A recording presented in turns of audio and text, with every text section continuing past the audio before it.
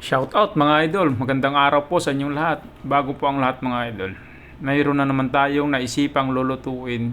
Ito ay malagkit at kakanin po siya mga idol. Unang-una po ang ginawa ko po dyan mga idol, naglagay na po ako ng kakunting karni ng baboy, nilagay ko sa kawali. Tapos pinagmantika ko na mga idol. Hanggang siya ay magmantika, nilagay ko na po yung hotdog at saka yung mga ricado, bawang, sibuyas po. At syempre mga idol, hindi po mawawala dyan yung gulay, patatas, carrots, at saka itong pampabango at pampasarap mga idol, bell pepper, nilagyan ko na po siya. Tapos nilagyan natin ng gata ng nyog kasi sabi nila ganito daw ang pagluluto niyan mga idol.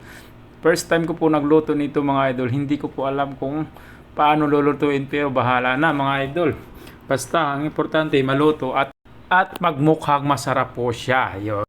At syempre po, hindi natin titigilang paghalo yan para ma-mix po ng todo ang food color at mahalagyan po ang lahat ng ating ingredients po mga lodi. So ayan na po, yan po yung aking malagkit na sinaing. Ilalagay ko yan mamaya pag kumulo na at medyo luto na yung gata ng nyug mga idol. So ayan na mga idol, lalagay na natin yung malagkit na kanin, tapos halo-haloin na natin hanggang siya ay magmix ng todo o kaya mahalo ng maganda para po lahat ay magkaroon ng masarap na lasa po mga lods. So ayan na mga idol, nalagay ko na lahat, tapos maintain lang tayo dito ng paghahalo. Mga idol, hanggang dito na lang po yung aking video. Maraming salamat po sa panonood.